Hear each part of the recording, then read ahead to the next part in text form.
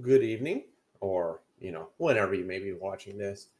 Normally, we would have a little shtick of me introducing everyone. I will introduce everyone in just a minute, but uh, prior to that, today is sort of a different day on Twitch. There's a lot of people who aren't streaming as part of the Twitch blackout. While we are still going to stream tonight here, I do just want to take a moment to discuss this. The Twitch blackout that happened today was a movement to cultivate the inconsistencies or flat out blind eye stance that Twitch has taken towards various TOS violations of many of its prominent streamers, including recently a large number of female streamers who have spoken out against males who have a large following that they're being accused of sexual misconduct, sexual abuse, and manipulation based off their status. It's a big issue, and Twitch has been notorious for not having consistent punishments with their larger streamers. We here at Bay City Chronicles believe it is the responsibility of Twitch to support all of its content creators and viewers within the site, not just its largest ones. Although we are live and streaming, we are still calling out Twitch to take action, and not just action, but correct and just action against anyone who uses this platform to demean, bully, or assault anyone, regardless of their gender, identity, status, or views. With that, I am Crimson Avix. I am joined tonight by our great crew of Dark Falls, Chameleon Ice, OPT Lawyer, and the Greenleaf Effect. We are coming back to Bay City Chronicles. Be proper, although this timeline has gone quite erratic since its initial states in actual Bay City, where we haven't been in months. But we are coming back to the main storyline, and we are in Volume 6 and on Chapter 3, Blurred Lines. So it has been about a month since we've approached this storyline. So just a little refresher of what happened last time. We started out with the news story of there being an impact at Stonehenge. And then it suddenly began to escalate. There was another impact in Paris, right along the Seine River. There was one up in Siberia. There was one in Japan along the coastline. And then a volcanic eruption that was a little bit out of the norm because there was no plume of ash that went with the lava explosion. Jay sort of used his presence and his connections, and there were teams of others who went out to some of the sites. We had, of course, Bucky go up to Siberia because, of course, the Winter Soldier in snow. Why not? We had the group of mutants from Xavier School go to Japan, and we had Iron Man and a few others go down to Hawaii. That left our group of Makir, Kestrel, Lutra, and Zero Day to investigate our last two spots, which were relatively close to each other.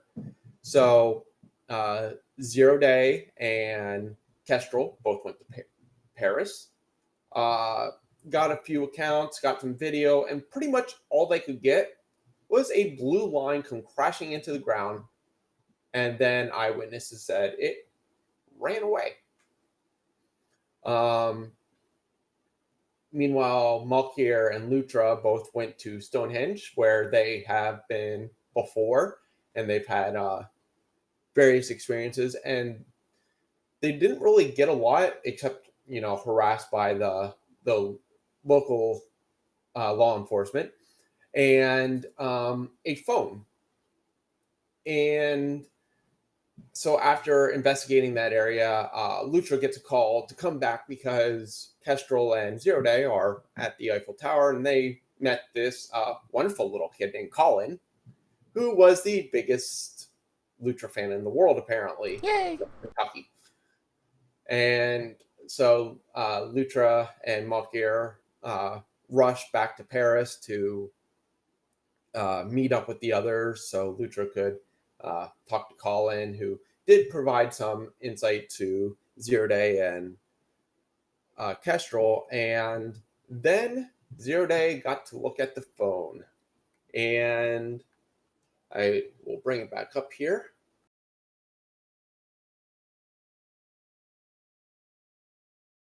We get to see who I refer to as the mysterious manipulator in the image, which, for those who watch Heroes, looks very, very oddly like Peter Petrelli. But yeah, so that is where we left off last time. So we're all, well, not we're all, because Jay's not there. The four of you are on the Eiffel Tower, looking at the phone, looking at this image. What's going on? I got a question. I probably have the same question. No, nobody answered my question from earlier. Well, that's because I didn't know the answer. But I have a question, though. What is this stuff floating around that guy? From the looks of it, it seems to be some sort of earthen debris. Why would you have earth and debris flying around? What's earth and debris? That means like rocks and dusts and stuff. Oh, okay. So why would you have that flying around you like that? I mean, there's all sorts of reasons. He could have impacted on it, and that stuff's like, floating from the impact. Or it could be that maybe he has the power to levitate Earth or something, or is like using gravity powers. All sorts of things can raise dust and rocks. Oh, okay. That's awesome. So can we do stuff like that too? I think we used to be able to. I can't anymore. I mean, if I run around fast enough.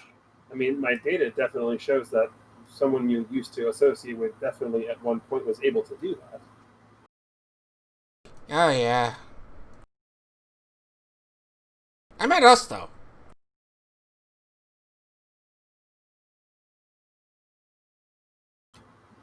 But it appears so far that we can corroborate that at least two of these impact zones had footage of beings of some sort at them.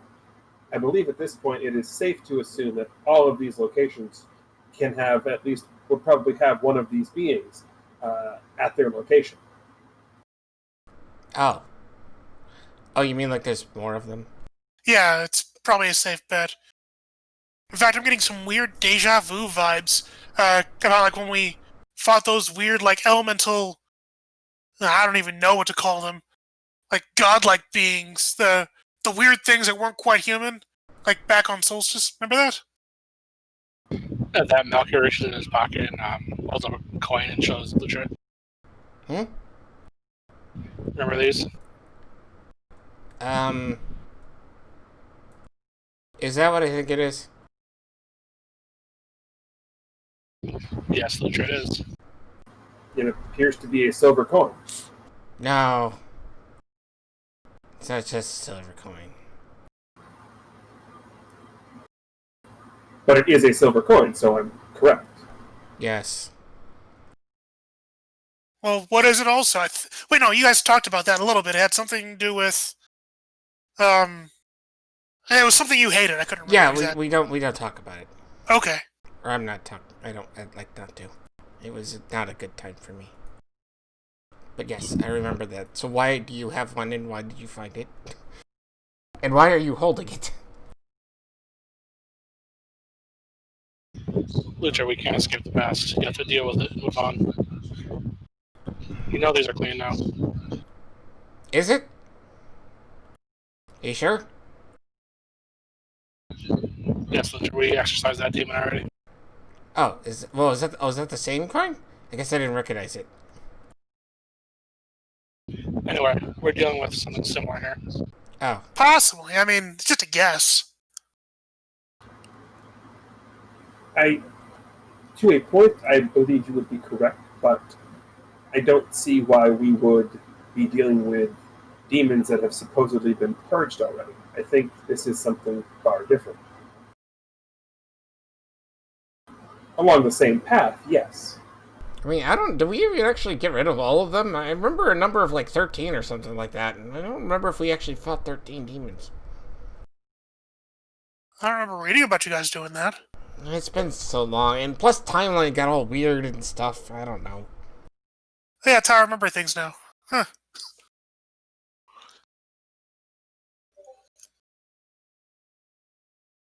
We've seen time and time again how villains of the past have kept coming up. It wouldn't shock me if one of our old friends is back to cause us more headaches. Or maybe it's just some guys who are kind of trying to pull the same trick. Well, technically, this is only villains from my past. This is your present. They had to get here somehow. This doesn't really feel like a present, if you ask me. It's not Christmas yet, Lucha. I know, but you can get presents all at all the time of the year. Just because it's Christmas doesn't mean you get presents. I like presents.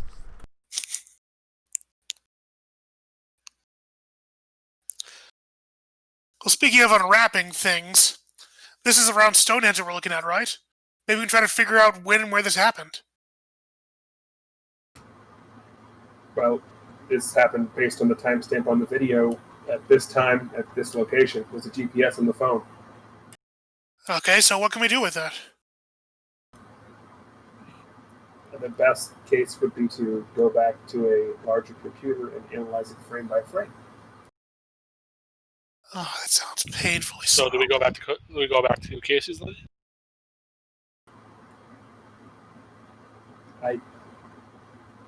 No. No? Wait, why?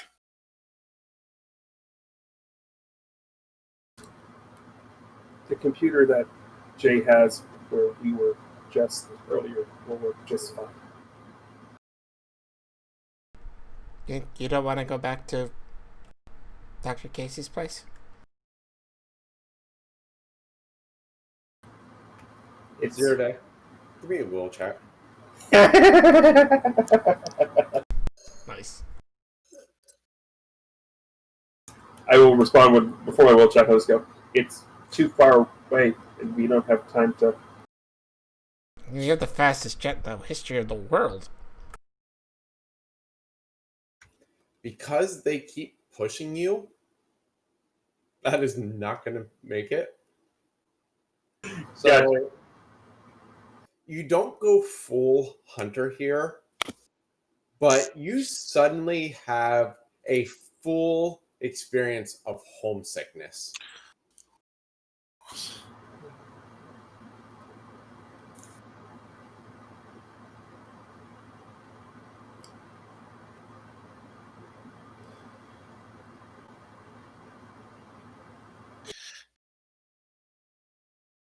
Ketchel kind of floats up and puts a hand on Zero Day's shoulders. It's okay. We don't need to go back there. Yeah, no, Right? I was just curious. This is why you didn't want to.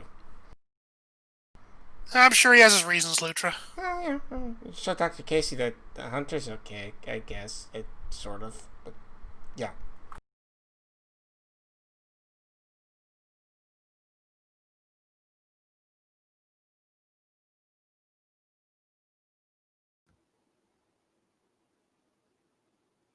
Zero day also starts getting a ping in his ear.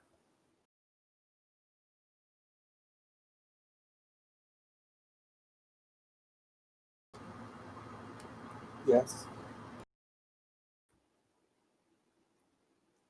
Any success there?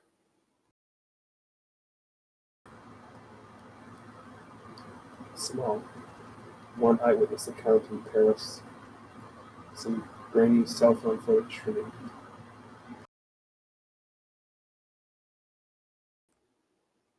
Well, I've heard back from two of our other three teams. So we at least have some information, though I can't really say it's much. I mean, from the Can, reports they've gotten, there's not much to go on. It's just almost like beams of light. I've come to a hypothesis based on the information we've obtained. In both of the eyewitness accounts we have, there is a being of some sort moving amongst the debris. Perhaps your teams could inquire along that line of questioning. Well, I've already sent the data they gave me to a team that I think may be able to help us.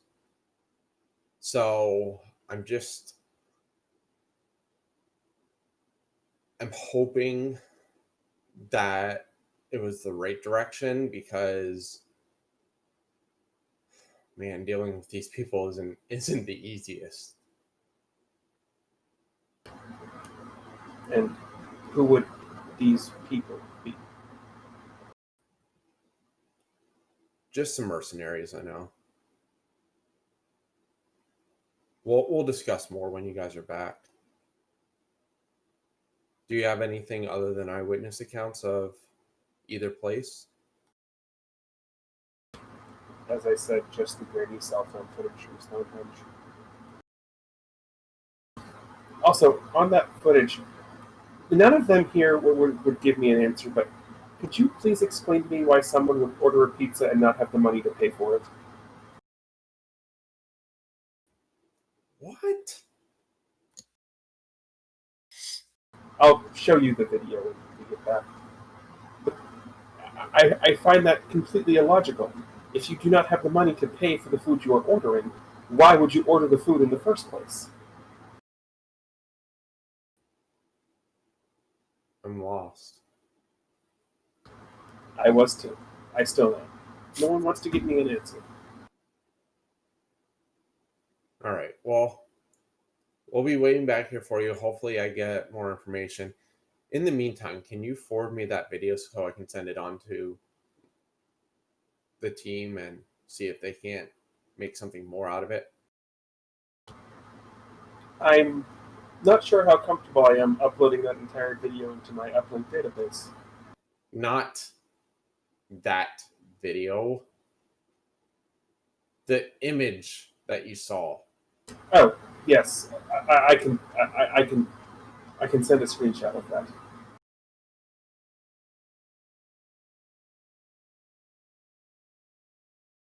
All right. I'll see you when you get back then. He looks at the other three. Hmm. I believe we are done here. There's nothing else that you can obtain from a data perspective. Oh, okay. That's I guess good. I don't know. Yeah. I mean, at least we got something to work with, so we're not returning empty-handed. Right. Yes. So yeah, let's just head back. Where'd you guys park the jet at? Out over there, or yeah, we had a little ways away because we couldn't just land on the Eiffel Tower.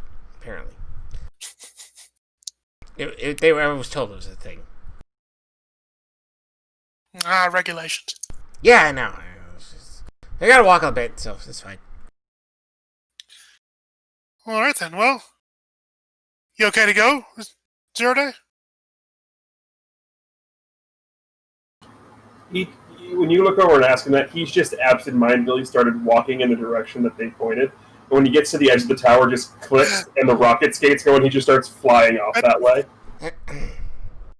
I didn't know he could do that. Yeah. He's not too bad at it. And Kestrel flies off after him. Hey! Luke just starts walking down like the normal way off the Eiffel Tower. Yucker just shrugs and just starts falling just as he can't talk or either. Gosh, Cheryl's like, ooh, look at us, we can fly.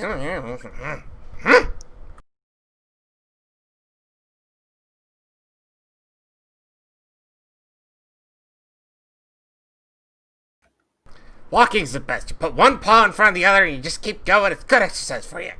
Flying is cheap.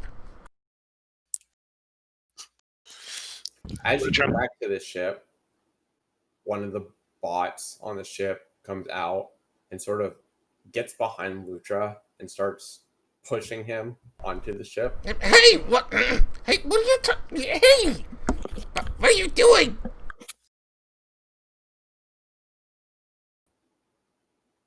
Huh? And the computer on the ship. You couldn't have taken any longer, could you have, Lutra? I'm sorry. I have to walk places. I can't just fly because I don't have special powers or rocket skates. You do have the ability to run, though, correct? I don't feel like running. Besides, Melchior's behind me. I don't want to just leave him behind. Melchior just kind of smiley, just continued to follow. All right. So, does anyone want to have a cutscene on the ship on the way home, or Well, doing the fast? Lucha's gonna jump into the cockpit and like type out the autopilot where they're going and stuff. Afterwards, he's just gonna relax there. If anybody wants to come talk to him, he will. But he's just gonna kind of sit back and just relax because he's a little just. This has been kind of a lot for Lutra, so he's just kind of like, I just need to sit here and take a nap. And Ketch was going to be probably hovering a little bit around 0 day just to keep an eye on him because he's acting a little bit more absent-minded than usual. Oh, it's interesting because how well does Kestrel know the plane? The plane? Yes, the plane. It's well enough. I guess he's ridden it a few times, flown alongside it. Because basically, 0 Day has gone to the farthest corner of like the back corner of like the little kitchen area, and is just sort of sitting in the corner, and he just seems to be staring absent-mindedly at the HUD visor he just got on. Ooh. I know what that means, but it's Kestrel.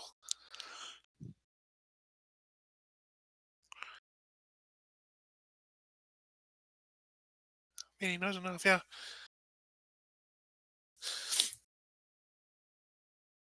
So yeah, Kestrel's probably gonna he's probably gonna nudge him a bit.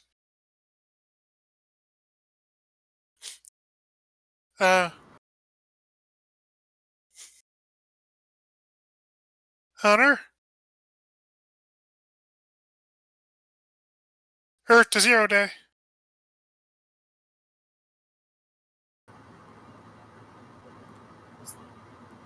Is there something I can help you with?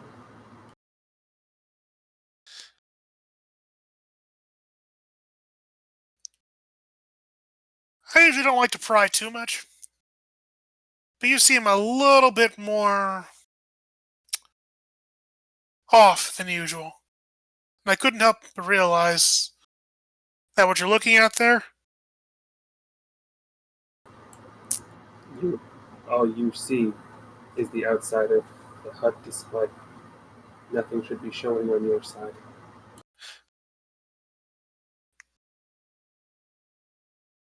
right?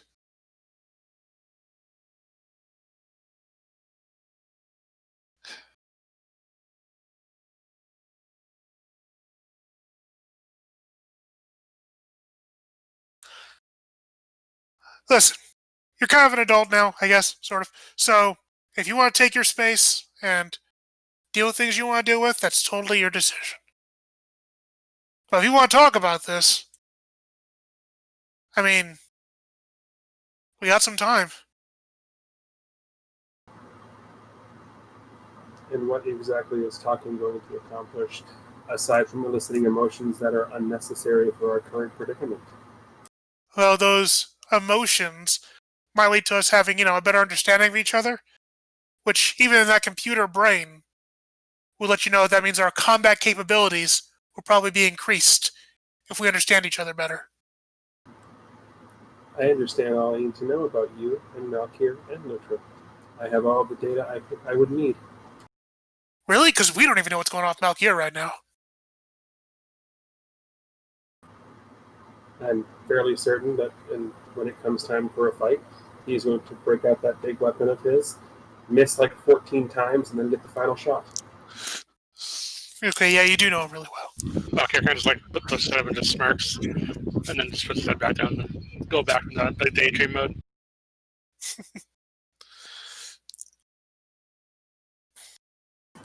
While also continuing looking at the same Sudoku over and over again, because he refuses to put a 5 in the open slot. I burned that book.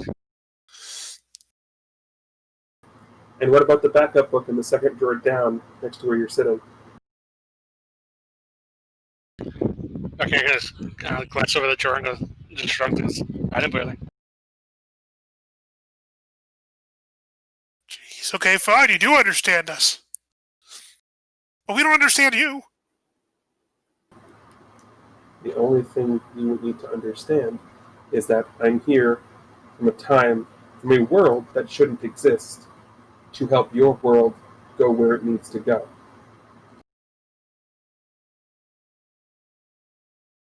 You hear stories about worlds that never were.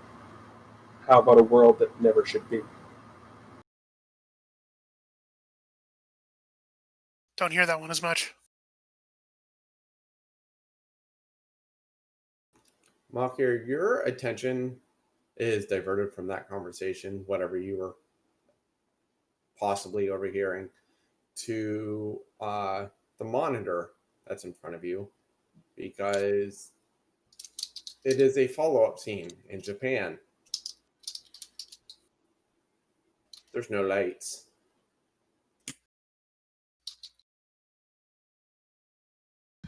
Well, that's interesting, guys. And then Malkier punches a couple buttons so that screen that he's looking at and goes to everyone else. So, upon like sort of hearing that, Lucha gets out of the cockpit and walks over. It's like, hey, what's going on? There's a power disturbance in Japan, apparently. Oh.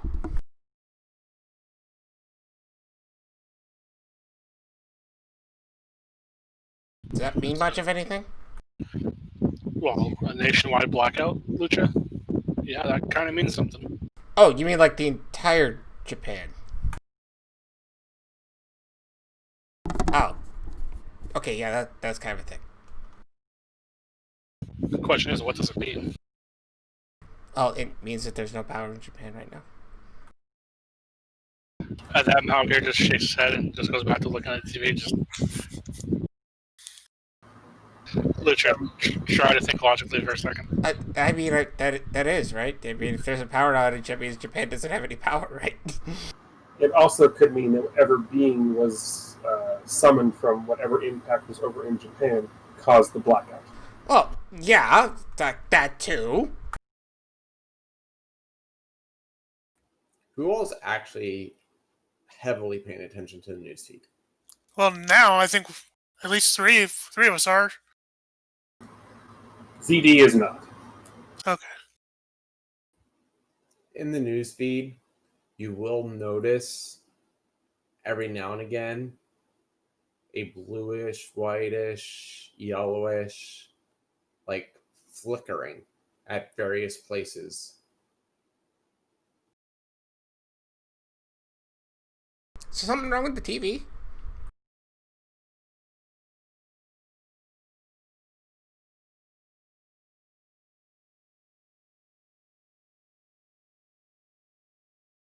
Do you recognize those colors at all? Oh, that one's yellow. That one's blue. And the other one? I actually player forgot which one it is. Oh. Is it there blue, white, yellow? White.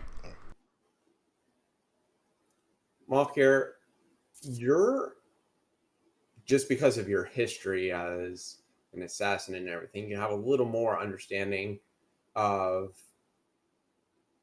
what may be going on there. And you can sort of tell that the way the light is moving It's almost as if you're watching a color show of combat.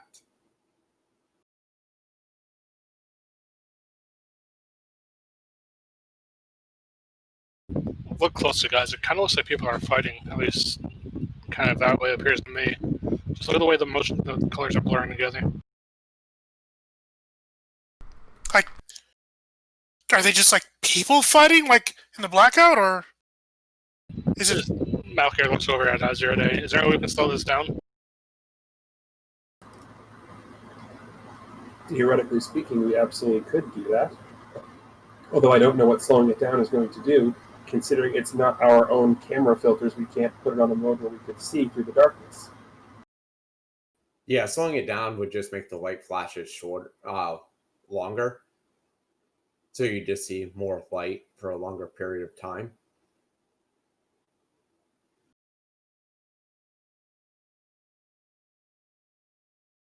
So then we need someone to analyze this, I guess.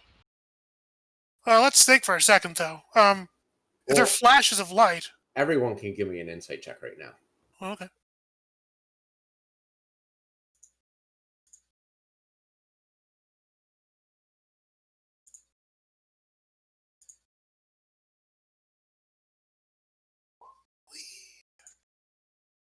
Ooh.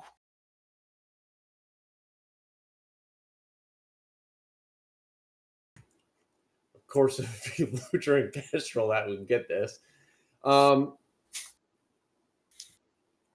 You seem to be able to remember a few of the mutants who happened to attend Xavier's school, Mm-hmm.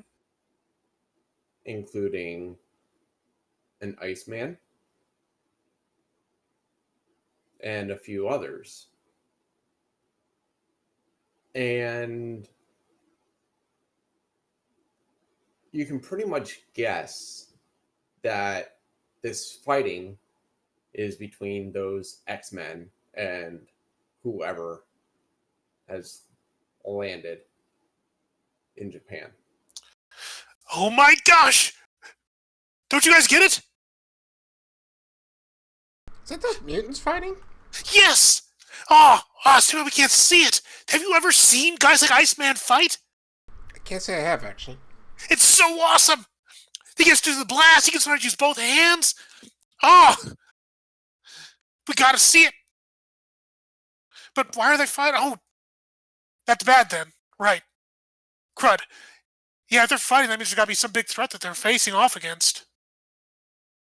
I guess I should just ask right now, do you think we should just set course for Japan? We gotta help out the X-Men! And if it's a diversion from what we're actually doing now. It's kind of in the same vein, right? I mean, this is all related.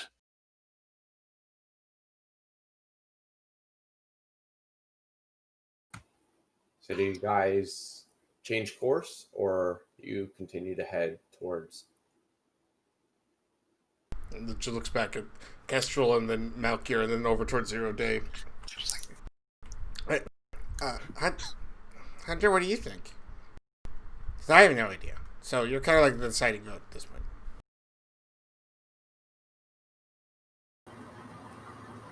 There are 3 people voting outside of me.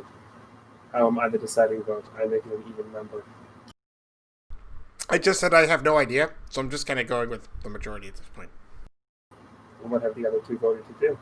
One said yes, one said no.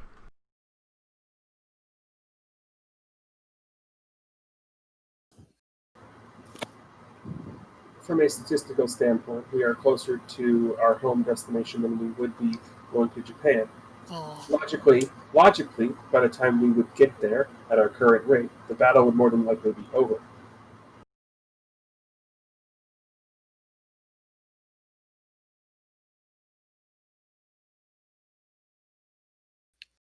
Even if I put the afterburners on this thing, I don't think we'd get there in any reasonable time frame. We'll just have to keep monitoring the situation, and if we need to change course later, we can. Yeah. Yeah, that makes the most sense, I'm afraid. Sorry, Kestrel. We'll have to wait until they fight around us. Let's get an autograph and everything. Yeah, considering that you're, I mean, pretty much at the antipole of Japan, it's probably you probably weren't going to make it there in time. Well, there is one potential option. I Yes. do not know how well that will work because it's something I have never had to try before. What's that?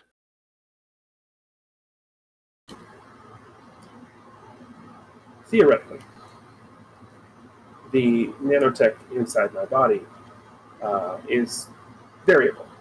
It is able to adapt to certain situations around it. In theory, I could potentially do a quick and dirty program to upload some of the nanotech into the hardware and software of the plane and give it, for lack of a better description, NOS. Nos? He means make it go real fast. Oh, that'd be great. Lutra. What? I need to make it go fast enough that Kestrel knows we're going fast. Oh, Oh, wow, that'd be really fast then. you can just do that? I don't know if I It can do costs that. a hero point you can. Or I could power stunt and take the fatigue.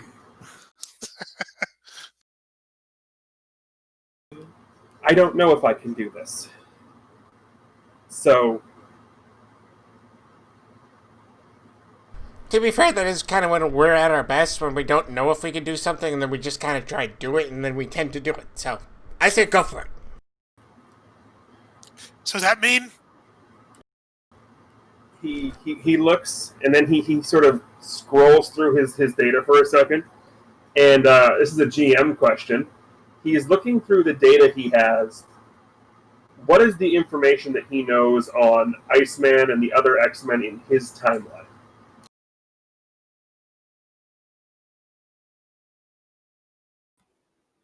He knows that they were pretty much included with all the groups of mutants who were rounded up. That most of them did not make it to his period in time. So, the conundrum that he's facing is he thinks he can speed the plane up, but at the same time, he is unsure whether or not this particular ripple, how it will affect things, because it's not on the course he thought about. So he looks up at it and goes, there is one more problem that could potentially be a thing here. Even though I am dealing with a time that should not be, that does not mean I can wantonly just change things. I have to be careful about what I choose to change and interact with. I do not know what the results would be if we were to speed off an assist. like you think it might cause a time paradox or something? Have you watched any time travel movies at all? Far too many. There are two rules, correct? Mm-hmm. Rule number 1, do not interact with your past self. Exactly. What is rule number 2? Let's just stop right here and say that he has already broken rule number 1. I was gonna say, like, you're believe- inside your past self. This is why we don't do this.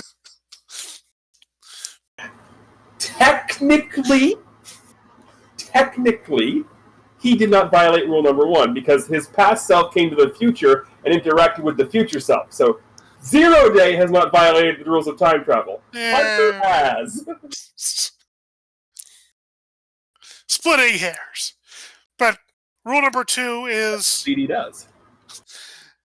you can't change major historical events.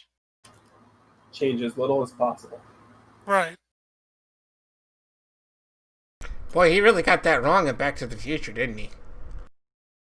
No, he did it right. He just made it so that rock was invented by a white guy instead, and that his parents got together. Right. Yeah, exactly.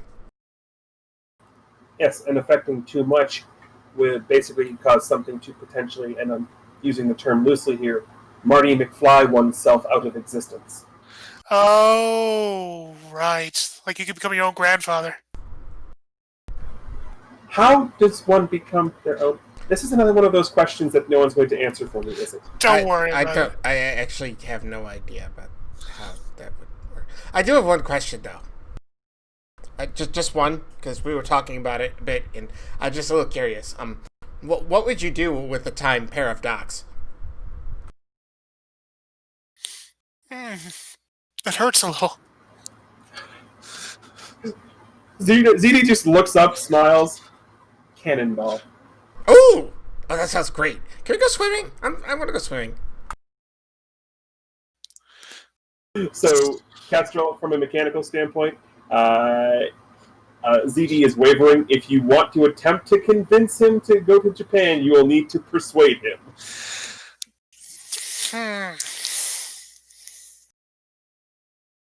I don't know why you'd have a pair of docks anyway. Is one dock's good enough, really? I mean, you just need the one, right?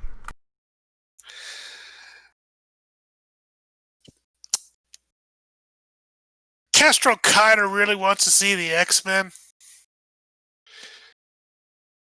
So he might nudge ZD a little bit and be like, well, what if this is one of those things that you're supposed to do to make the future end up the way it is? You know? Like, this is how it's supposed to happen?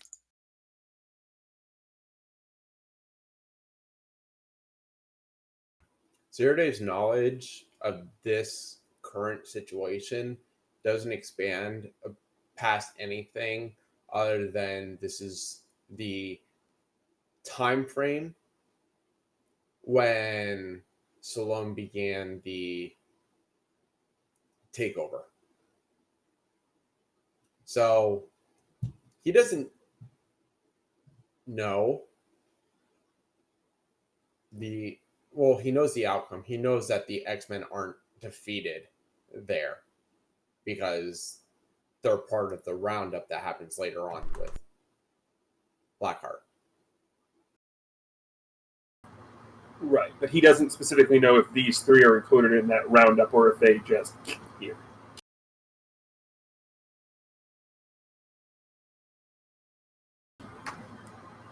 Also, you don't know the other X-Men there. The only one that you can sort of discern is Iceman because, well, the ice. Yeah. This is one of those situations where I am reluctant to make a decision based off of imperfect data, and it is not something I tend to do. But what I do know, the data I do know, is this is generally when everything starts, and I am fairly certain that we will need more allies to cover everything. So I believe the proper terminology would be to buckle up. Yes! And for a mechanical standpoint, I'm going to power stunt. I'm going to power stunt a speed ability that affects objects only, and has the requirement of it must be interfaced directly with the technology. Lucha's going to quickly hop back in the cockpit and set a course for Japan, and then he's going to give the signal like, all right, we're ready to go whenever you can speed us up. Schedule starts humming the X-Men theme. So basically, you just sort of see, this is the first time you've seen him do this, he takes the glove off that he's wearing and pushes his hand up against the wall, and you see the wall of the plane start to shimmer. As basically he's forcibly injecting these nanites into the structure of the plane. Ooh. And as they make their way down to the engines and the mechanical, you can see sort of like the outline. Basically, the way I can describe it is If you've ever played Final Fantasy X, you know what happens when you put the orbs in the slots in the trials and everything lights up? That's what's happening as these nanites are extending throughout everything. Ooh. And normally, Krim, I would pay the hero point to pay off the fatigue, but he's going to power stunt, and I think it makes sense here for him to be tired going into the next setup. Okay, so question. What's everyone doing when Zero Day does this? They told us to buckle up, so Kestrel is Yeah. totally hanging on. Yeah, Lucha, as I said, ran into the cockpit, got over, like, he's trapped, like, hooked into this chair. Mock here?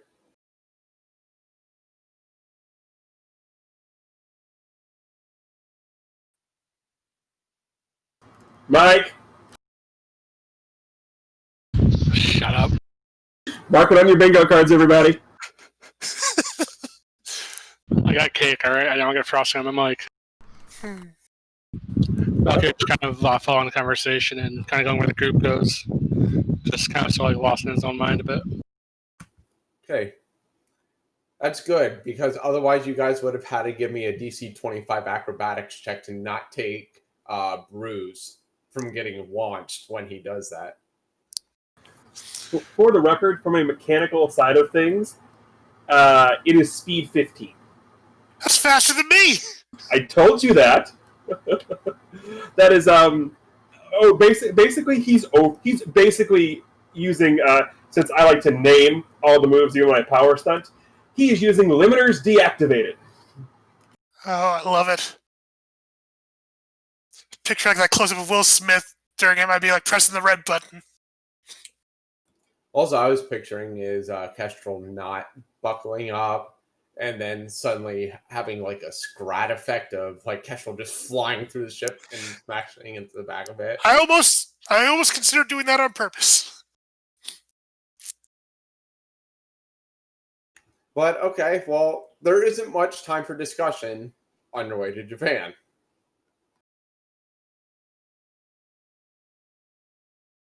So you get there, and it's kind of hard to tell where to land. I mean, you do have the spotlight on the ship, but yeah, I mean, it's Japan. There's a lot of buildings and everything else, so. Do we see any of those flashes that we saw earlier from combat? No, you don't. Oh. I've never been to Japan. Oh, isn't this where they have all the sushi? Oh my gosh, I know exactly where I want to go. Knocker just glares at Lucha. What? Your business, Lucha. Well, We yeah, can do sushi after we save the X-Men. right. We gotta save the X-Men. Yeah. We have to find them first, though. I'm gonna fly around the city real quick, see if I can find them. I'll be right back, guys. Flying again. How long have you known me? I This is know. all I do. This is literally all I do. Yeah, I know. Anywho, I'll be right back. I zip out of the plane, going through the, I'm guessing the open hatch on the side. I do a little bit of a circuit of our perimeter. Give me a perception check. Roger Dodger. 34. Give me an insight check. Wee. Is that Hold on, I accidentally flicked out of roll 20. That's alright, you don't get to see my 19. That's okay. Your perception check was good enough that the 19 doesn't really matter.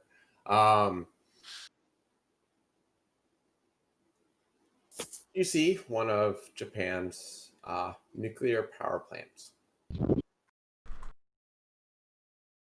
And pretty much assume that something may have happened there that sort of caused some of this. That caused the blackout, you mean? Yes. Okay. Do I see any people around this area? Like anybody fighting? Any people running? Like, No, actually, at this point between the blackout and the fighting, everyone's inside their homes. So the streets are pretty desolate. Gotcha. Do we see anything like outside the norm that we wouldn't normally see? Well, you guys on the ship can still pretty much only see the Black City. Yeah, and Kestrel's at least got to fly back up to the ship after seeing the state of the nuclear plant. And he's got to fly back in there and say, guys, we got to see the nuclear plant. It got totaled. You got to check that out. And he points him over to the direction to fly. And Well, not exactly totaled. Oh, wrecked? Kestrel, Yes. are you sure the reactor is properly secured? Because if not, you're going to need a suit. I didn't really check. I don't look good in a tie. Not that type of suit. Oh, So when you were near the power plant, you could hear electricity arcs. So you could actually hear the current like zapping through the air.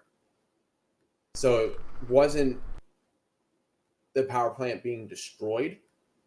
It's almost like the circuits were overloaded. Okay. So I'll convey that then, yeah. Because that was definitely very weird. It's like there was just too much power going on. Like, I don't know. I think you guys would understand better than I would. I'm not very good at the electricity, so to speak. Well, I mean, a little bit, but not like this. Like I can fix computers, I can't fix a power plant.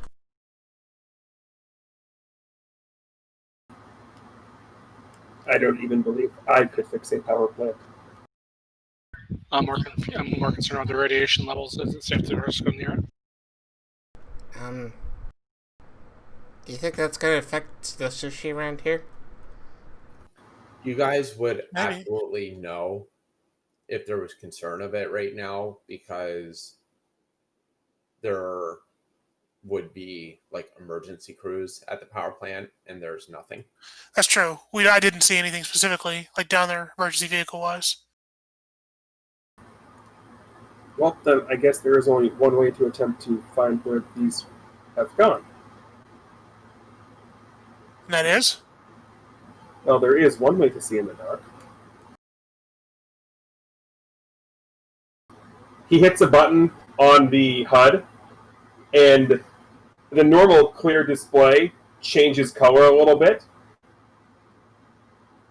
But you're telling me that with all the technology you have access to, not one of you has a pair of infrared goggles. I have these. Kestrel puts to his goggles. Like, Dr. Casey made these. They let me see things. Or rather, he improved them. Yes, but do they give you the ability to see the infrared spectrum? I mean, I think my eyes give me the ability to do that. You know. What's so red about it? You could detect heat signatures? Okay, no. I can see in the dark. Oh, Kestrel, take him with you. Use him as your scan.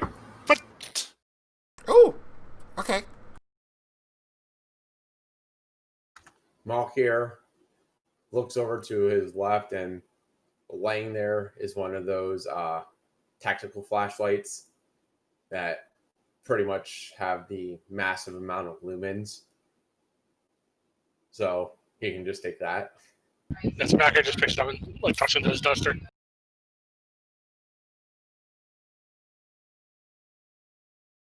there is. I have low light vision, not night vision. I See, I can see the dark a bit. Lucha has actual dark vision. Right. And then Hunter has an alternate off of his power detector, which is infravision. All right. Well, Lutra, it's you and me. Great. Should I be using this flashlight publicly though? I mean, it might draw attention to us. I mean, I suppose that if there are two people on the ground who are just wandering away with a flashlight, it wouldn't be too suspicious, honestly. It looks... I mean, I'm going to be suspicious no matter what, but this is Japan, so I suppose I could just say I'm at an anime convention of some sort. Oh, yeah, I guess. I guess that could work for. What I don't know. Do you think it'd be weird for two of us to be walking around? Oh, no, we fit even better. Oh, okay. I just didn't know how Japan was compared to like Bay City, because people are kind of used to seeing me. We'll just call you Lutra-chan. Oh, There you go. what's chin? I don't really know. I think it means, like, cool thing. Oh, okay. Because it's not like my last name or anything. No, I don't think so. Okay. It would depend on whether or not they would like to show a sign of respect, because based on his age, it would more than likely be Lutra Kun. However, if they show sign of respect due to his heroic exploits, it would be Lutra San. You don't know anything about Japanese stuff. He's not a raccoon. Anyway, Lutra, let's check out the sites. I'm an otter. I'm not a Rick. Why would you want to be somebody who digs around trash all the time anyway? Yeah, they're terrible.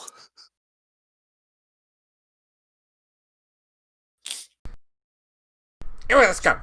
Yeah, I'll cry later.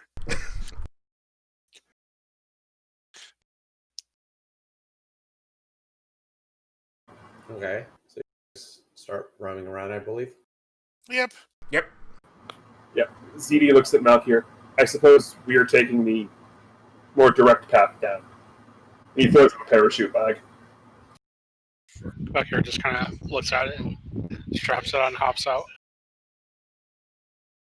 Yeah, ZD hops out, clicks the roller skates, and just sort of flies down with him. I'm getting really tired of this method of transport. I'm sure we Once can. he gets close enough to the ground, he just kind of like cuts the cord and just drops the free falls the rest of the way once it's safe. Whoa. I'm sure once we have time, we can figure out some way of allowing you to move faster.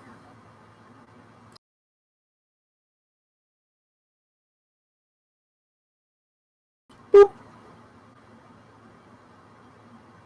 Yeah, there's not a lot of heat signatures out here currently. Okay, I'm going to need a perception check from all of you. Mhm. Dark, Malkier will get a +5 on this. You said perception, right? Yes, perception.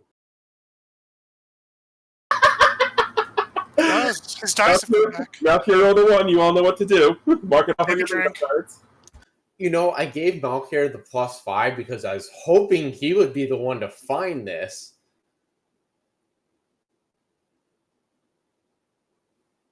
I mean, it's not a fight, so you had too much hope in me.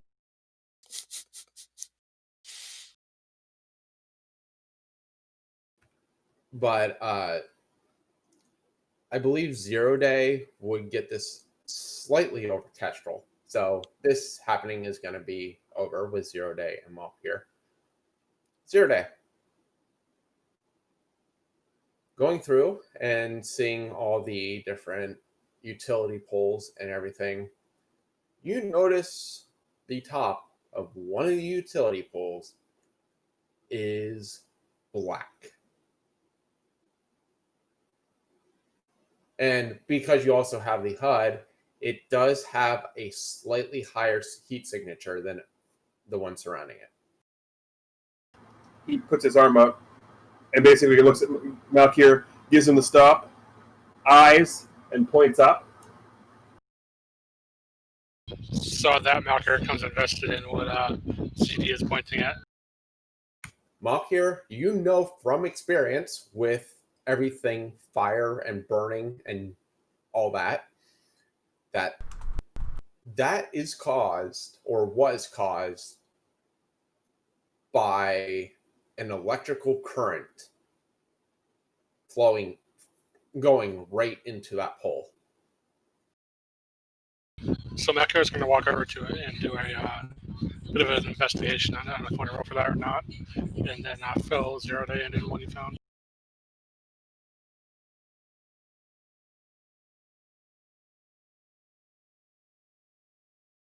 So pretty much you two have just found an area where a strong electrical current entered the power grid.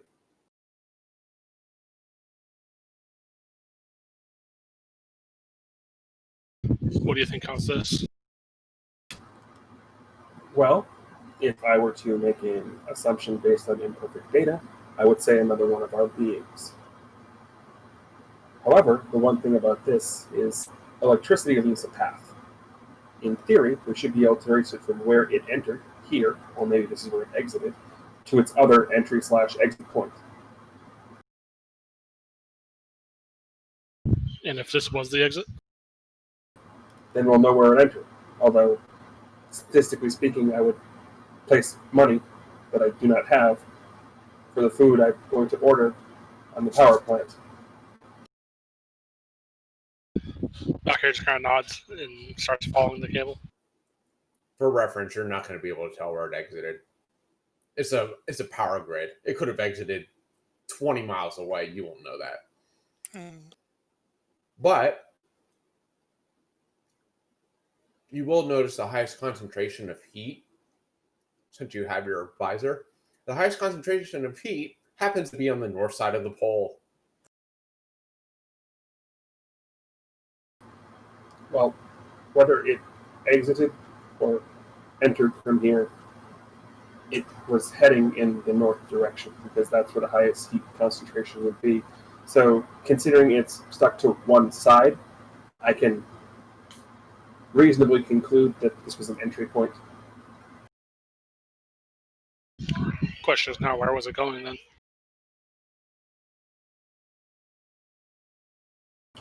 Right now, I believe the more important question is, where are the mutants?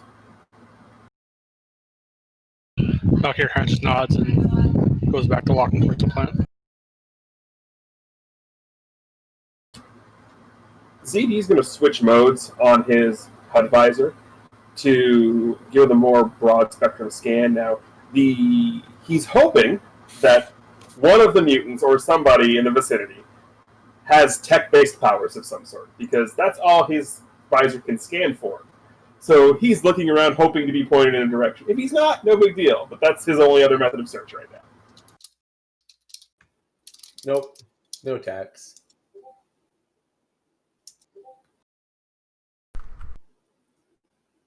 What are Lutra and Kestrel doing? I actually don't know. Well, we're searching around as well for like signs of what happened. Right. But don't forget, we also have our extra senses. We have our sight, we have our scent, and also our hearing. So we might be able to pick up some extra stuff.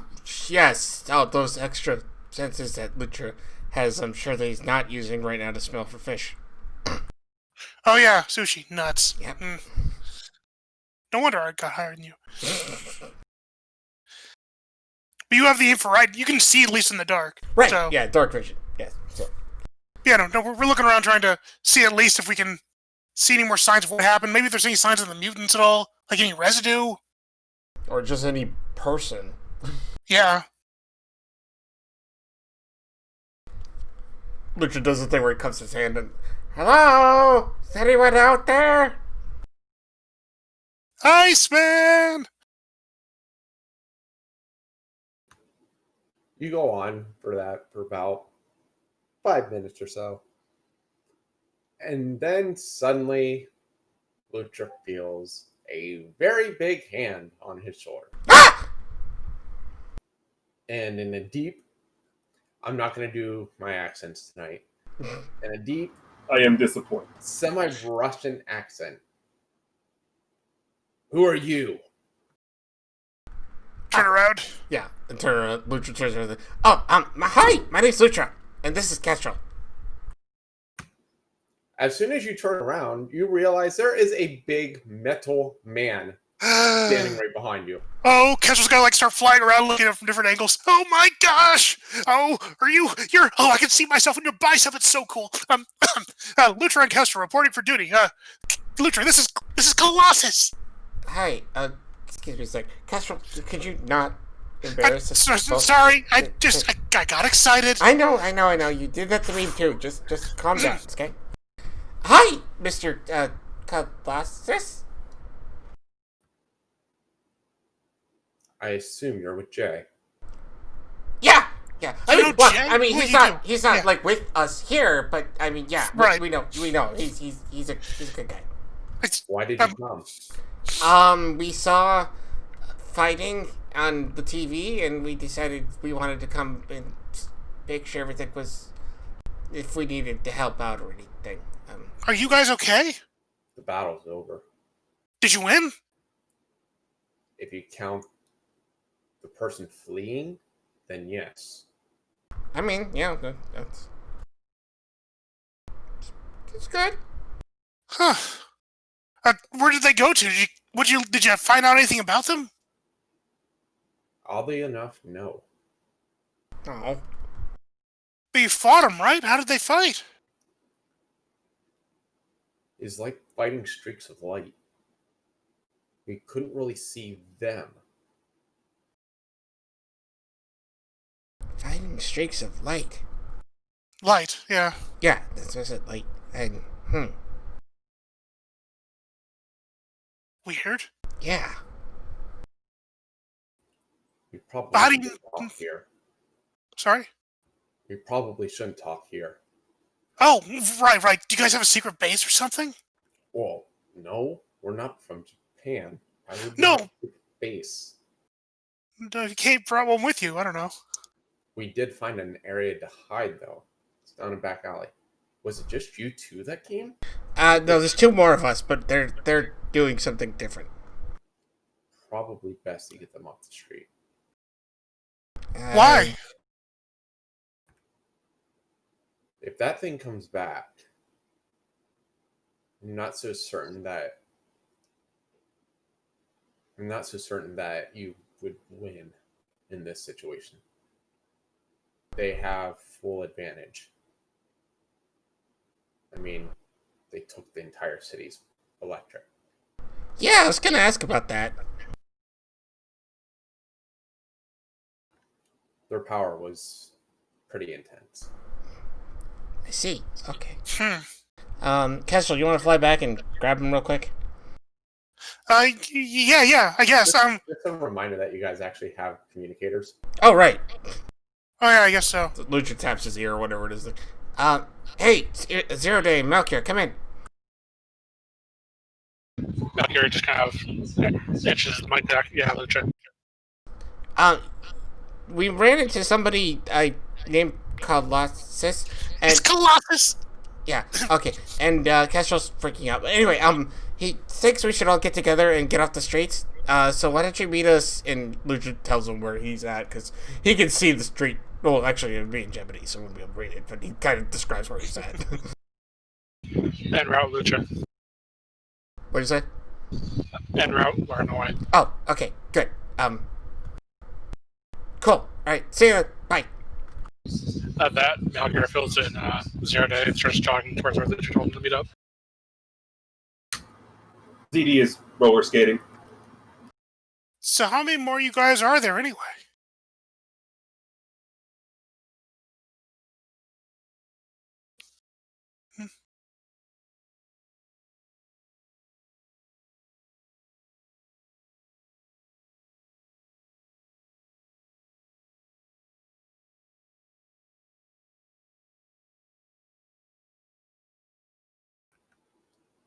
Here, there's just 3 others.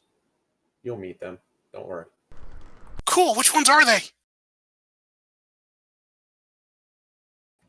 You fanboy much. Well, I mean, you only meet superheroes so often. It's nice to compare notes. And I got to fill out my book. It's just one of those things. Your book. He just reaches into his satchel, pulls out an old notebook. I kind of like to, sometimes get a little superhero autographs. It's inspiring. Kestrel, you realize you are a superhero. I mean, I know. okay, just making sure. If you must know, it's Bobby, Catherine, and Lorna. And he just sort of starts walking. Lucha follows along. But do we have to wait for the others first? I mean, I figured they'll be here shortly. True.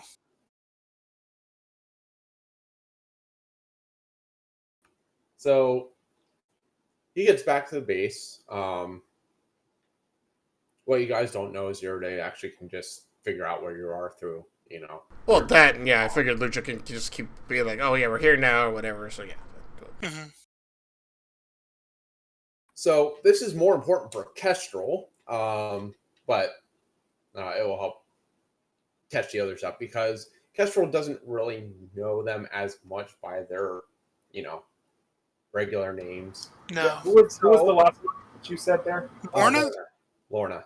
Lorna. Lorna. Who's So, Lorna? so you walk in and you get a clearer image of Colossus, of course, or Peter.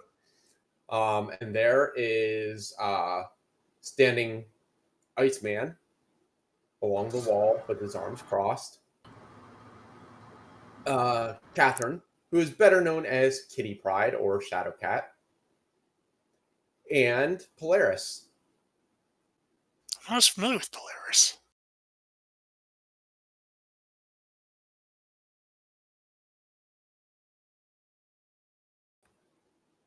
So they're all just sitting there. So when Polaris, Lucha Polaris walks in, he just waves like, "Hi, everyone." Polaris and Shadowcat look a little exhausted.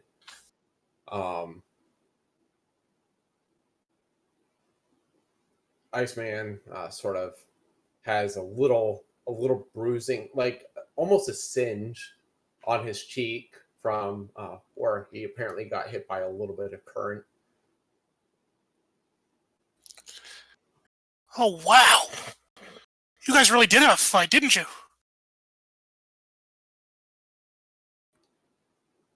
Yeah. Hmm. Did you actually encounter the ones that were, where was it, Paris and Stonehenge? We kind of got there after that. Like, Malkir and I went to Stonehenge, and by then the thing was just gone.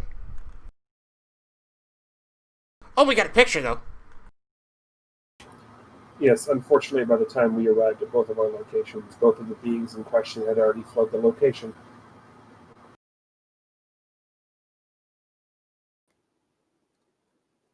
Well, from what I've heard from Charles is that the other two groups were in a similar situation. Hmm.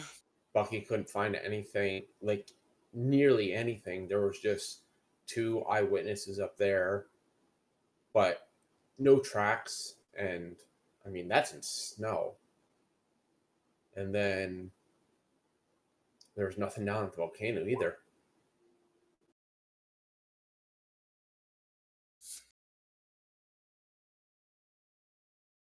Well, did you guys find anything, by the way? Hunter? It's a 0 day and Malkir?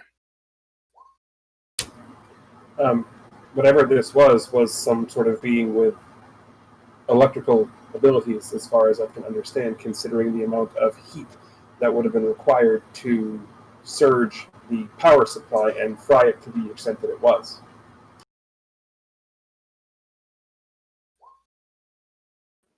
Electricity, you don't say. And Iceman sort of just gives you a grin.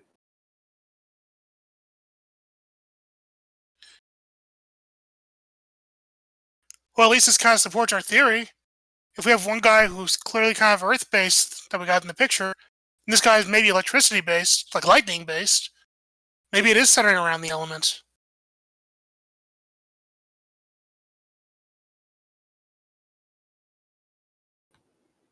Completely tangible.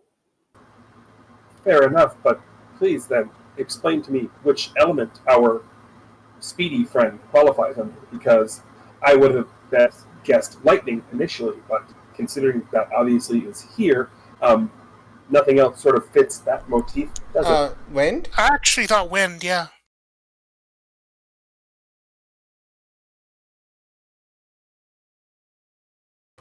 Not the first thing I would think of when it comes to Speedster. Or really? I was gonna say, actually, that's the first thing I thought of. No, electricity would be the first thing I would think of. Really? Oh, I mean, yeah, I guess just because of the flash, sort of, but I mean, wind's always been associated with speedsters, like flying really fast, like the speed lines, the blurs. Who's the Flash? Oh, he doesn't exist. I mean, it's a comic book I've read. Oh, okay.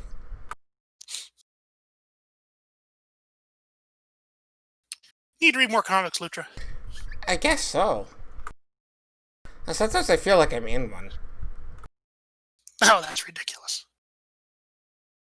So Polaris looks at you. So, why did you guys come here? Why didn't you go back to Jay? We all were supposed to send our information to him. I think we thought you were in trouble and we would come render assistance of some kind, but you guys seem perfectly okay. Well, mostly okay, sort of okay. You guys are fine. Yeah. I guess we should have assumed. I mean, you are the X-Men. He really wanted to come see you, actually. To be honest, Like, yeah, it's just. Well, we should all probably head back to, the US for now. I mean, we should probably go talk to Charles, and I'm sure Jay has stuff that he needs to follow up with you guys on. I mean, yeah. no point in sticking around here, especially since we don't know where the being went. I suppose the only question then that merits asking is, do you have access to the Blackbird, or will you be needing a ride home? Oh, we brought the Blackbird. And are you guys okay to travel? Yeah. Okay. Castro, What's up? for someone who is as astute with your fandom as you seem to be, why would they not be okay to travel on a jet? No, I mean, like, I don't know if they were too hurt or something. We're Like if they- exhausted. We're not injured.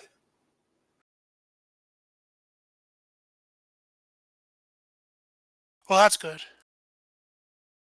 You just really wanted them to come with us, didn't you? I mean, it'd be kind of fun. But, no, I understand.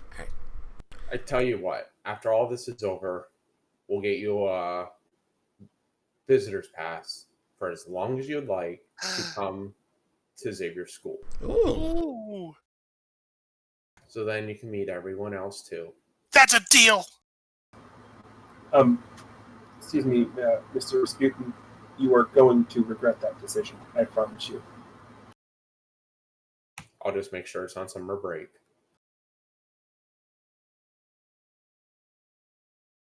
That means hell, people will be gone from campus. Yeah, well. It'll still be cool. It's a win. Shake on it? If he shakes your hand, he will crush you. Yeah. Yeah. Kestrel's hand doesn't even fit around like a half of one of Colossus's fingers. Oh, that's so awesome.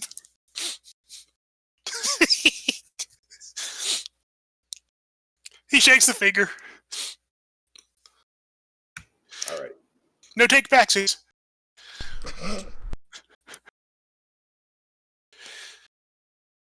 Alrighty, guys, let's solve this. So you navigate through the dark streets back to the plane. So I got a question. Why is he on metal?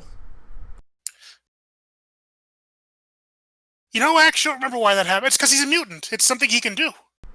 Oh, so that's okay. I kind of thought he was a robot at first. No. He's much cooler than that. I mean, okay.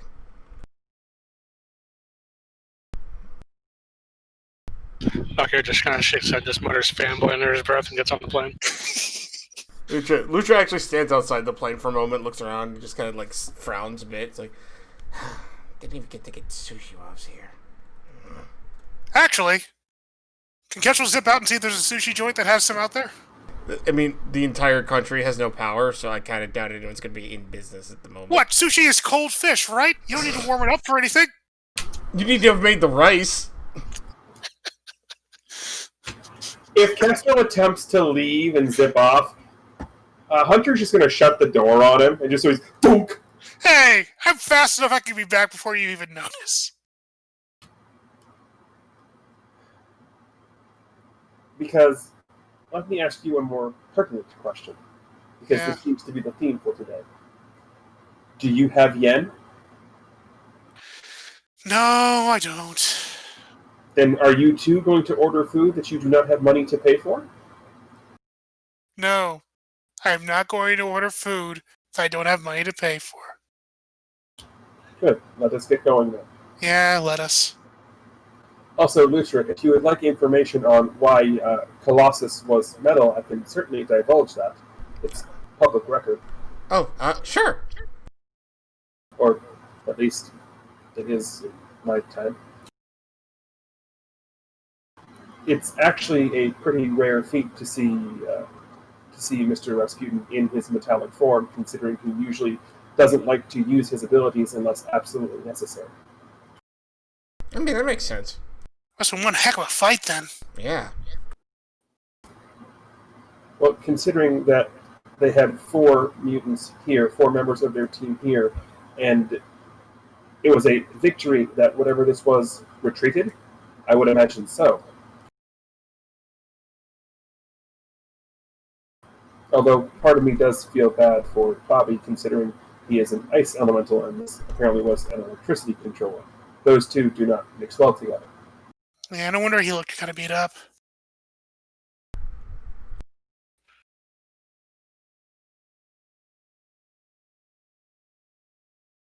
So when she gets back into the cockpit and programs the autopilot to take them back home, basically.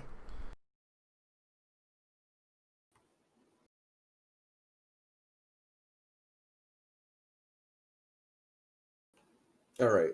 So, uneventful ride home?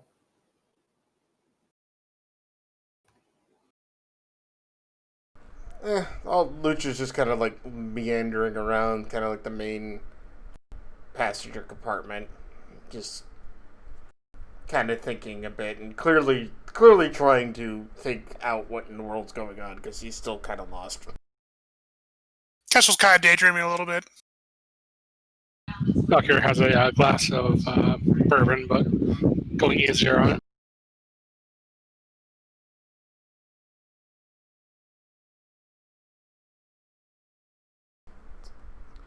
Hey, Zero Day. How you feeling, by the way?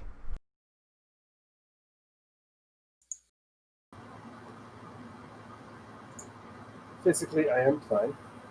Slightly tired, but fine. Okay, how about not physically?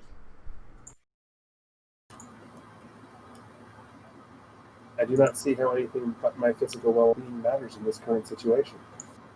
I was just asking a question. Doesn't have to be relevant to anything. And I'm giving you an answer that is relevant to the question you asked. No, I just wondered how you're doing. As I have previously stated, physically I am doing fine, if not slightly tired. How you doing mentally, though? You got dragged from the future back here, and you've got your past self-ish sort of kind of a side. I really don't understand any of that.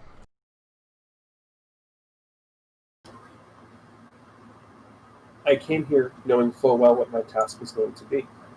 I was as prepared as anyone could be to be thrust back into a past that is much happier than where they came from.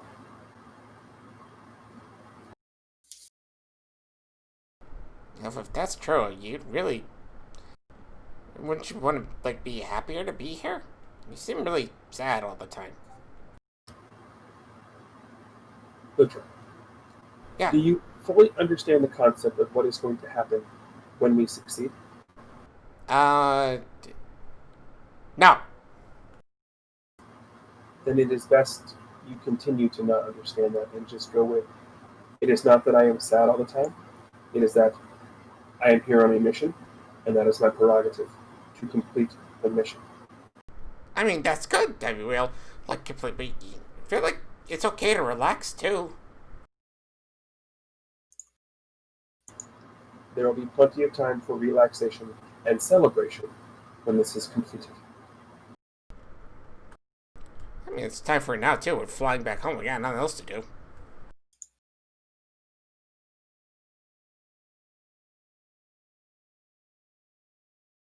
All right. Well, once you guys get back, Jay is standing outside where you normally park the ship, waiting.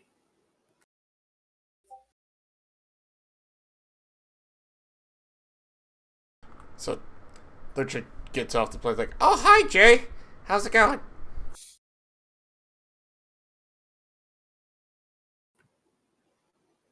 I expected you guys like an hour ago.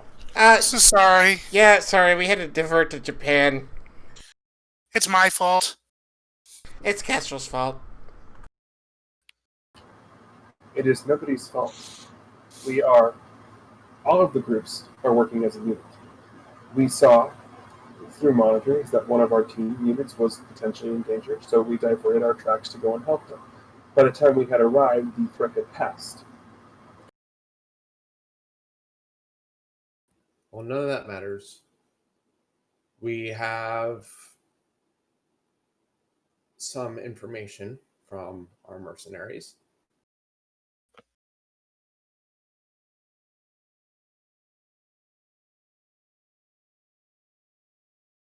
So, how about we go in and we can go over these? Yeah. All right, we can compare notes.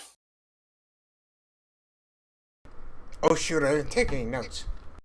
Was I supposed to take notes? No one told me. I kind of meant mental notes. Oh, okay. Were we supposed to take mental notes? No one told me.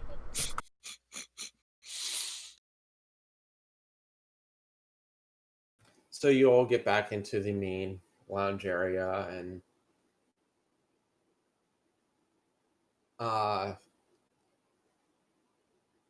Jay hits a few buttons, and you hear a voice over a phone. All right, can you hear me? Yes? Oh, good. All right, because I'm not going to waste much of my time here. Who's this? Jay. So the information that wasn't Jay, by the way. Right, okay. Purposely, you're not going to get the name, by the way. Oh. Mhm. Jay, so that information you sent us, we had to do a lot of digging to get all the information that we could from all the extents of the galaxy to find out who these people might be.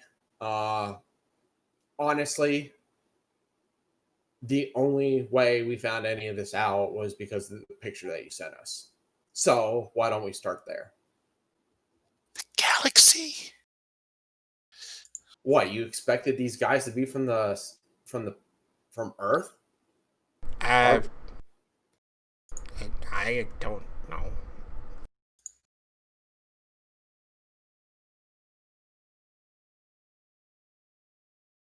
Well, where else would they be from? Well, I mean, I'm more impressed with somebody who can search the galaxy. That's a good point, too. All right. So first image that pops up on the screen. Oh, I've seen that one. So this is the one that was sent to us, and he is from the far extent of the universe, and goes by the name Landslide. Seems to have the powers to manipulate earth and matter. I don't really know if it's just earth and matter. I mean, it could be any minerals on any planet. We really don't know much of his power outside of, manipulation.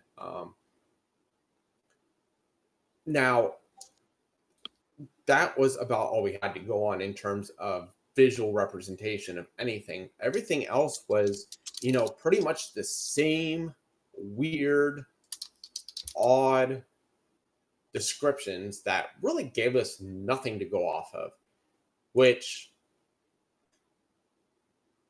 I mean, couldn't you guys be a little more help than that?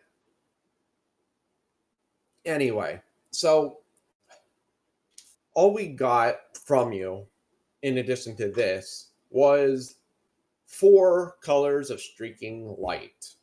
We have a red streaking light, a white streaking light, a yellow streaking light, and a blue streaking light. I'm sorry, I do not mean to interrupt, but there has been more information that has been discovered on our trip back here that you were not privy to, and perhaps this would help. We have come to a theory that perhaps in addition to this Earth-based manipulator, that two of the others we encountered were both wind and lightning-based, respectively, which leads us to believe that they are all along different elemental spectrums, if that helps any of your research. You really are late to the party, aren't you? We just got here. Yeah. I mean, There's a party?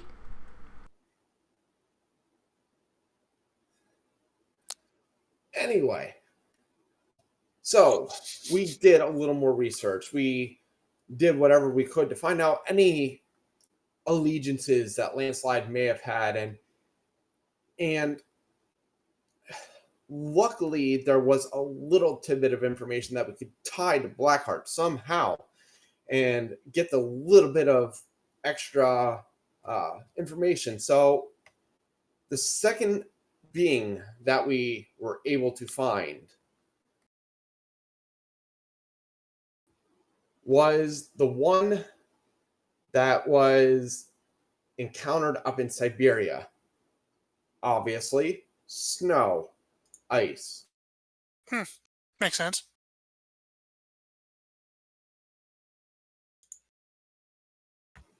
So say hello to Alpine. Hi, Alpine. Can't hear you. He's not. Yeah, okay, yeah. Okay. Ooh. I mean, he's cool looking.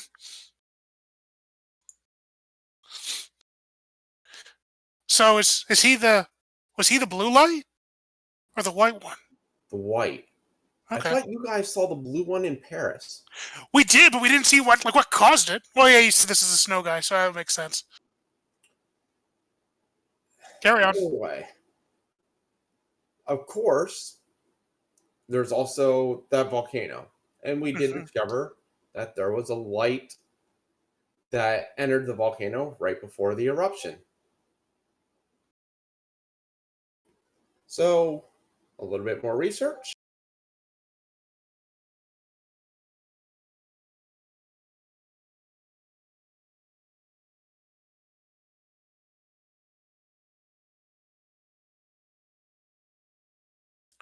And say hello to Molten. Comes from a land that is pure lava. Knock your hand just perks up at that. Wait, did you say molten? Yeah, like molten lava. Well, yeah, but I know what molten is because I've made a molten chocolate cake before. It was really amazing. I saw it coming, and it still hurt. I doubt you want to taste them. I don't want to taste. No, I'm just saying. I made a molten chocolate cake. It was great.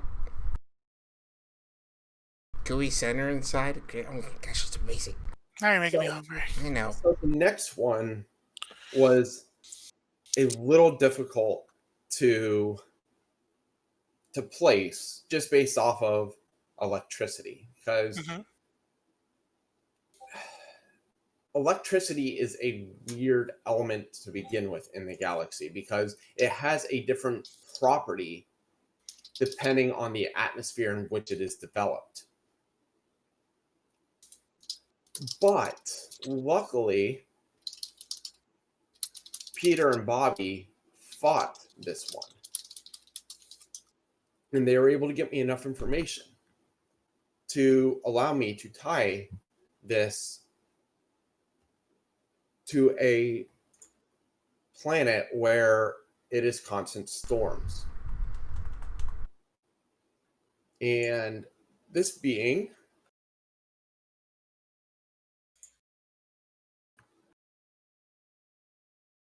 goes by the name of Ohm. Ohm, as in OHM? Well, we spell it with an E, but yes, OHME.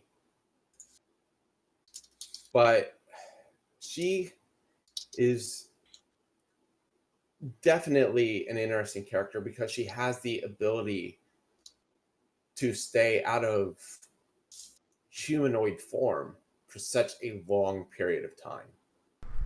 What is she if she's not humanoid form? I think she's electricity, Lutra. Just like How does that work? She has the ability to move as energy, to move as an electrical current. It's visible, but she can also fight in this form, which makes it a little more difficult to deal with her. See. Now, that's 4. We have some information on the 5th, but the thing that bugs us is we can't figure out the 6th. And the 6th is that wind that you guys thought you may have encountered. No, you encountered the water. Oh. Oh, Blue, I should have known. At this point, Zerdy just looks at everyone, and I believe apologies are in order for giving me crap about it being wind. I'm waiting. No, I'm sorry. I didn't say everyone was wrong. I'm just saying that was the first thing I thought of was wind. Fast, speed, wind, thing. And who would think of water when you think of speed anyway? Yeah, that is actually true, though. Why would you think of water and speed? You wouldn't.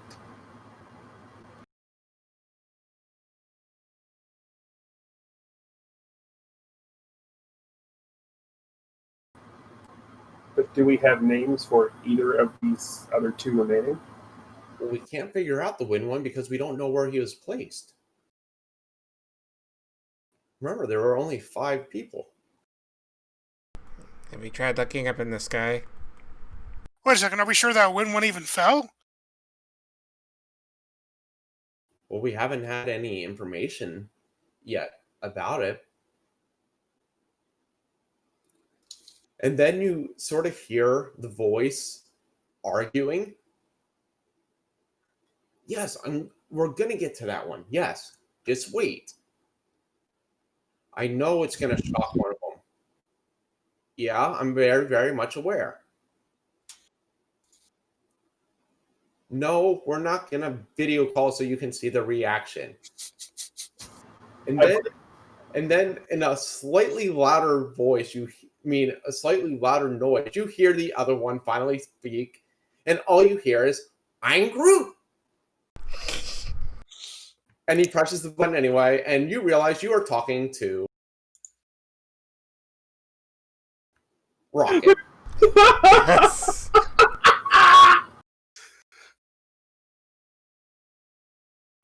Are we actually talking to a raccoon?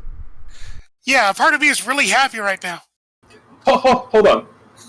The otter is shocked that we are talking to a raccoon. You're not shocked about the tree person on his shoulder. You're shocked that we are talking to a raccoon. I was getting to him. I'm Groot. And what a lovely Groot you are. I'm Groot. Yes. Aw, it's like a little pull string doll. I'm Groot. He didn't mean that as an insult. Right. Okay. Well, anyway. I guess we should get to the last one. The water one. Once again, a little difficult to pinpoint this one because the planet no longer exists where he is from. But this last one goes by the name of Estuary. Estuary? And Rocket's in there trying to work with some of the machinery. Now look what you did. You got it stuck. I can't flip it back over. Guys, just give me a second. I got to get this working so I can get off this camera. And finally he gets it to flip over and upload the picture of Estuary.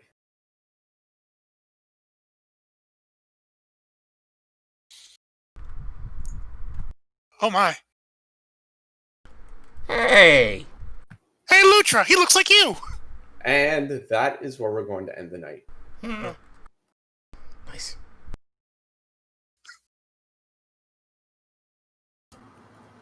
So yeah, we met 5 of the 6 elements, Nice. including another otter. Yay! That's fascinating. Right? Not our honor. The fifth element was not what I thought it would